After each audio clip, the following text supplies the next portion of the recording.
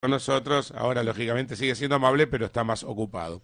Bueno, Nicolás, ¿cómo te va? Claudio Slotnick y Ari Paluch, buen día. Bueno, ¿qué tal Ari? Claudio, ¿cómo ¿Qué tal? están? Buen día. Gracias por llamarme No, por y si no favor. los atendí antes, mis disculpas, fueron No, semanas me complicadas imagino. para mí y espero que ahora tengamos un contacto más fluido. Por supuesto, discúlpame que te sigamos tuteando, pero Me bueno, parece fantástico. también pasa algo que es preocupante para quien te habla. Los ministros siempre son más jóvenes que yo estoy poniéndome viejo, ¿no?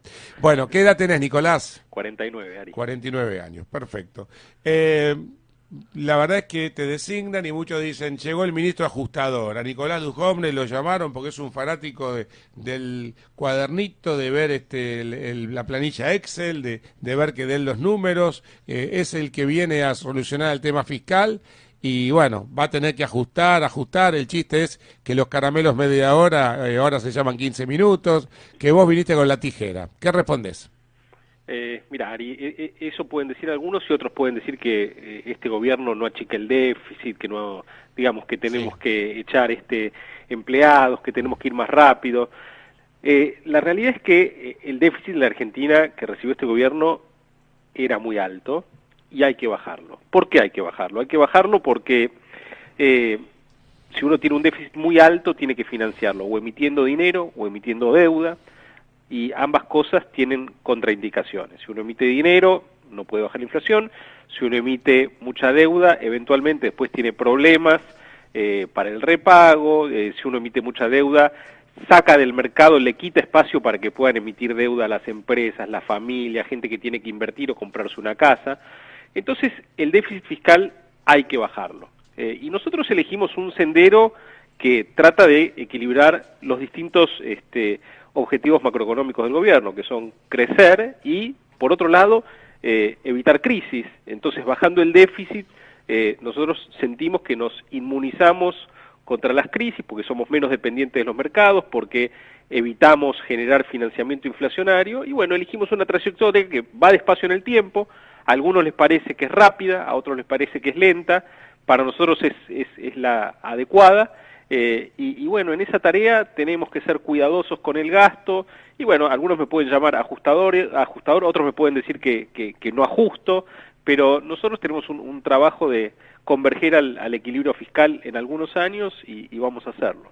El tema es que cada vez que se quiere tocar algún lugar, cada vez que se quiere hacer algún recorte, aunque corresponda, hay unas enormes resistencias que se trasladan o a un paro, o a un piquete, o a una situación que hace que el gobierno, bueno, dude alguna vez de marcha atrás. En este caso hay convicción, más allá del costo político, de llevar adelante este tipo de medidas. Mira, Ari, este gobierno tiene una convicción clarísima acerca del norte al que queremos tener un país en crecimiento, con inclusión, sin pobreza, bajando la inflación, equilibrando las cuentas públicas, con una economía más competitiva, donde los precios de los productos en la Argentina sean más parecidos a los que hay en el resto del mundo, donde haya trabajo de calidad para todos. Entonces, el norte está muy, muy claro. Bueno, por supuesto, hay veces que hay medidas que cuesta, en donde cuesta avanzar. Estamos entrando en un año electoral en donde todo va a ser más complicado, más discutido, donde hay una parte de la oposición que quiere que al país le vaya mal, porque quiere que al gobierno le vaya mal, Sí, sí. y entonces uno ve que cuando la economía está arrancando, que se está creando empleo, ¿no? Que es una situación y donde la inflación está bajando, donde ya los salarios no pierden poder adquisitivo contra la inflación, como nos tocó atravesar en algún momento de la primera parte del año 2016, con un país que está hoy mucho mejor que hace un año, la actitud de una parte pequeña de la oposición es mucho más dura con el gobierno, bueno, porque creo que tienen miedo que al gobierno le vaya bien, y bueno, a eso nos tenemos que enfrentar este año. Pero este es un año entonces en el que tenés que hacer algunos recortes, aunque haya 50 piquetes y 60 huelgas. Estamos hablando de esto con vos y de pronto hoy tenemos, por ejemplo, el paro docente, porque hay una orden de respetar cierta pauta salarial. Los docentes dicen que no y van al paro, hay que pagar el costo político. ¿Son conscientes que algunos de los lugares que van a tocar o de las medidas que van a tomar generan resistencia política. No es Y que en un estemos, año electoral, además. no es que estemos haciendo recortes, Ari, somos cuidadosos. Nuestro objetivo para este año es que el gasto de la Administración Nacional crezca en línea con lo que es la inflación, ¿no? Después de muchísimos años, los últimos 10, 12 años, en donde el gasto todos los años superaba la inflación, se expandía y había que ir aumentando la carga tributaria o la inflación para financiarlo. El año pasado fue el primero en 15 años en el cual el gasto público no creció por encima de la inflación, es decir, como llamamos los economistas, en términos reales no aumentó. Para este año pensamos hacer lo mismo, ¿no? Y luego además hay que tener en cuenta la negociación salarial, Ari, a la que vos hacías referencia Sí. recién, en relación a los docentes, no es jurisdicción del gobierno nacional, son las provincias las que están negociando con los docentes. Bueno, lo uso como un ejemplo de un Estado que se pone firme, pero que tiene que pagar un costo político de envergadura, ¿no? Sí, pero vos fíjate que ahí son todas las provincias que se están coordinando entre ellas, donde no quieren pagar aumentos que después no puedan financiar, y ahí vas a ver provincias de todos los colores políticos. O sea, acá se está concentrando toda la atención mediática en la provincia de Buenos Aires, ¿no? Donde hay un gremio, me parece, mucho más intransigente y con menos vocación de diálogo que en otras provincias, pero en las otras provincias se están llevando adelante propuestas salariales similares a la de las provincias de Buenos Aires, más agresivas inclusive en otras jurisdicciones. Y no tienen esa repercusión. Y no tienen esa repercusión. Nicolás, ayer dijo el hombre que por otro lado nos quiere convencer de que este año la inflación va a estar en un rango del 12 al 17%, que se vienen 3 meses complicados con inflación. Hablo de tu amigo Sturzenegger, presidente del Banco Central. Bueno, ¿se puede hacer algo o hay que quedarse en el comentario simplemente? Bueno, vienen 3 meses complicados con inflación. Lo que vienen son 3 meses donde eventualmente algunos precios van a tener un movimiento un poquito más alto que el que tuvieron en el segundo semestre del año pasado. Y esos precios tienen que ver con los precios regulados en electricidad, en gas, y eso es lo que han fijado las audiencias públicas que se llevaron adelante a finales del año pasado. Entonces, lo que está haciendo el presidente del Banco Central es alertar que este es un fenómeno específico y transitorio, ¿no?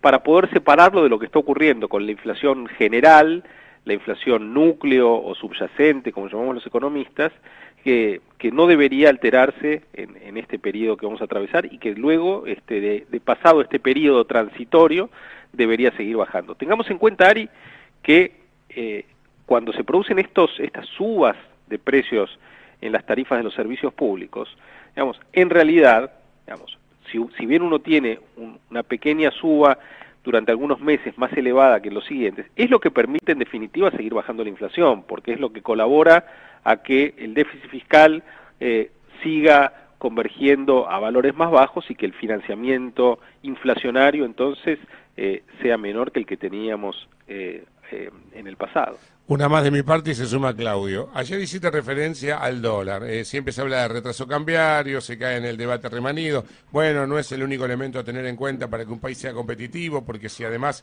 tenés un costo laboral alto, o si la logística, el transporte son muy onerosas, o si tenés una carga tributaria de envergadura, tenés que tener en cuenta todos esos elementos. Pero el dólar es el dólar. ¿Está bien este dólar cercano a 16? ¿A vos no te preocupa? ¿Cuál es tu reflexión? Ari, por suerte tenemos tipo de cambio flotante en la Argentina, que evita sentarse en hacer populismo cambiario, es decir, apreciándolo o devaluarlo. Acá el tipo de cambio flota libremente en el mercado y si estuviera tan barato el tipo de cambio como algunos dicen, bueno, todos tendrían que estar comprando dólares y el tipo de cambio se estaría moviendo. Bueno, pero Nicolás, en esa dirección. hay mucha gente comprando dólares, es prácticamente récord la compra de dólares por parte de particulares, está en el mismo nivel que en el 2011, justo antes del cepo. Bueno, y hay otros vendiendo, Claudio. O están ustedes tomando mucha deuda. Hay otros vendiendo, dijo. Hay otros vendiendo. No, está bien, pero en forma neta, la compra de dólares de particulares es muy elevada y si no, uno puede pensar que no sube el dólar, justamente no es porque la gente no lo ve barato, porque que la Argentina está cara en dólares, cualquiera que viajó lo puede ver, sino que lo que está pasando es que tenés a un Estado, a las provincias y también a empresas tomando deuda en dólares, y ese ingreso de dólares es el que te plancha el tipo de cambio. Bueno, son actores también del mercado cambiario. Pero no permanentes. Cuando una empresa se endeuda en el exterior en dólares, es porque piensa que le va a salir más barato endeudarse en dólares que en pesos en el mercado local, y está tomando una decisión cambiaria también. Pero vos, ¿no te preocupa que haya mucha gente todos los meses que compre dólares en el mercado, que es lo que está pasando? A mí lo que me gusta es que tengamos tipo de cambio flotante, Claudio, y entonces eso previene que puedan producirse situaciones como la de los años 90, en las cuales tuvimos el tipo de cambio clavado en niveles sobrevaluados durante muchísimo tiempo. Y la otra cosa que diría es que este tipo de cambio, si uno mira el tipo de cambio real multilateral, no me quiero poner muy técnico, digamos, pero la comparación con otras monedas, la competitividad de la Argentina en relación al conjunto de canastas de monedas de los países con los cuales comercia la Argentina, bueno, esa competitividad ha mejorado notoriamente desde que este gobierno se hizo cargo de la administración pública. Es decir, no nos comparen contra el tipo de cambio que querrían, sino compárennos contra lo que teníamos. Este tipo de cambio es más competitivo que el que recibimos, aún sin contar el efecto adicional que produce la rebaja en las retenciones a la exportación, la eliminación de los cepos y todas las medidas pro competitividad que está tomando este gobierno, como bajar los costos de la litigiosidad laboral en la CRT, o haber terminado con unos sobrecostos ridículos que se pagaban en los puertos, con unas tasas por servicios que no se prestaban. En conclusión, hoy el dólar vale lo que tiene que valer, si no, como hay libertad, no hay artificialidad cambiaria. Digo, esto es un tema que fue el gran problema de la Argentina por años. O el dólar estaba muy caro, muy barato, había artificialidad cambiaria. Para vos en este momento hay naturalidad cambiaria, digamos. Así es, Ari. Nico, una de las otras cuestiones tiene que ver con el crecimiento. Vos dijiste, bueno, tenemos que ir hacia un equilibrio fiscal, digamos, de manera gradual, porque eso, bueno, ayuda, justamente, lo que vos lo decías, es el motor del crecimiento. Ahora, la cuestión es que cuando uno revisa los numeritos, los últimos, ya de enero, que dio a conocer el INDEC, y más allá del índice, uno dice, bueno, la industria cayó 1,1%, si comparás con cómo venía la mano, esa caída ya no es tan rotunda, pero tenés textiles abajo el 11%, la producción de acero aluminio abajo 9,5%, la producción de lácteos casi 13% de descenso. Digo, ¿y el crecimiento dónde está? Ahí están las lluvias, Claudio, en lácteos. Mirá, la industria fue el sector, junto con la construcción, más golpeado el año pasado, y hubo meses donde caía a ritmo del 7-8% interanual. Si ahora cae al 1%, quiere decir que está revirtiéndose la tendencia, ¿no? Entonces, yo te diría, en los números de enero de la industria hay mucho ruido. A la industria hay que mirarla en el verano, en términos bimestrales o trimestrales, por las paradas de planta. El año pasado hubo un salto muy grande en la producción de la molinería, todo lo que tiene que ver con la industria, con la agroindustria, que venía parada en el gobierno anterior, donde no se liquidaban cereales y soja antes de que cambie el gobierno. Entonces la base de comparación en ese sector es alta, pero lo que nosotros vemos es, mirando índices más agresivos, ten en cuenta que la industria manufacturera, Claudio, es 15% del PBI, ¿no? Es una parte, claro, de la economía, y es sí el sector que estuvo, junto con la construcción, más afectado, especialmente por la enorme recesión de Brasil del año pasado. Ahora, cuando uno mira los números más agregados del Producto Bruto Interno, bueno, en el cuarto trimestre la economía tuvo una expansión significativa contra el tercer trimestre. Hoy a la tarde se van a conocer las cifras de diciembre, del estimador mensual de actividad económica. ¿Cuánto dio? Bueno, no lo puedo adelantar, eso lo va a mostrar el INDEC hoy a la tarde, pero nos va a mostrar que en el cuarto trimestre la economía se expandió significativamente respecto del tercero, y ese proceso en el primer trimestre se está consolidando, acelerando, Claudio. Digamos, el empleo en el primer semestre del año pasado tuvo un periodo bastante complicado, especialmente, como decíamos hace un ratito, en la industria manufacturera y en la construcción. Ahora, desde agosto, que se ha estabilizado el mercado de trabajo, y desde octubre, noviembre, que las cifras de creación de empleo son realmente bastante buenas, y eso se sigue manteniendo y profundizando con las últimas cifras que estamos viendo, ¿no?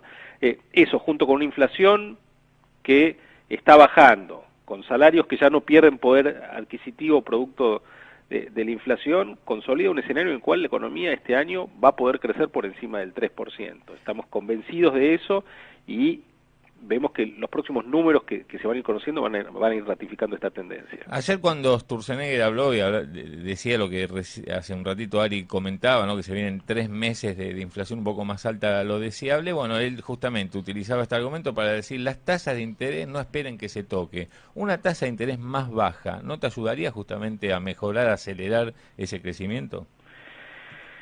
Claudio, en los últimos 20 años de la Argentina, las tasas de interés en pesos perdían contra la inflación, ¿no? Eso nos dejó un sistema financiero diminuto porque los ahorristas no confiaban en el peso. Con ese sistema financiero diminuto no se puede generar crédito, se redistribuían ingresos desde las familias, que son típicamente las que ahorran, hacia los tomadores de crédito, que son las empresas. Entonces había una licuación al revés, ¿no? Desde las familias hacia las empresas, y lo que está haciendo el Banco Central es pensar a largo plazo, es decir, vamos a generar tasas de interés que remuneren al tenedor de pesos de manera tal que pueda ahorrar en nuestra moneda local, para que recreemos un sistema financiero grande que provea crédito y que pueda generar un proceso inversor de magnitud, para que haya, por ejemplo, préstamos hipotecarios a 30 años en moneda local. Entonces, el Banco Central tiene que pensar a largo plazo en cómo reconstruye una moneda confiable, un peso que sea una moneda relevante en el mundo, como son el dólar australiano, el dólar de Nueva Zelanda, el shekel israelí. En esos países la gente ahorra en esa moneda y eso tiene beneficios enormes en términos de cómo influye sobre el resto de la economía. Entonces, no podemos, producto de la ansiedad cortoplacista, de tratar de que la economía se acelere un poco más en el corto plazo, rifar el largo plazo, y yo creo que el Banco Central eso lo tiene clarísimo. Bueno, Nico, ¿por qué crees que vas a quedar en la historia? ¿Vas a ser el ministro de Economía? ¿Qué tal cosa hiciste? Ari, yo, digamos, soy bastante poco pretencioso en ese sentido. Yo creo dentro de años, cuando se hable de la gestión de Duhovne, ¿con qué se la va a vincular? Yo lo que quiero es que este gobierno quede en la historia, Ari, como el gobierno que dio vuelta a la página de la decadencia argentina. A mí lo que me gustaría es que recordemos estos años como los primeros años en los cuales la Argentina generó un esquema que gozó del consenso de la sociedad, que se generó un consenso transversal en la sociedad de que este esquema es el adecuado para la Argentina, que podamos crecer durante décadas al 3,5%, que no hagamos locuras, pero que crezcamos sostenidamente, y eso nos va a permitir, bueno, terminar con la pobreza, convertirnos en un país desarrollado. La magia no existe y digamos, tenemos que generar una macroeconomía sólida, sustentable, que pueda permanecer en el tiempo, que evite crisis. En eso trabajamos todos los días. Nicolás, muchísimas gracias, seguimos en contacto. Gracias por llamarme, adiós. Hasta luego.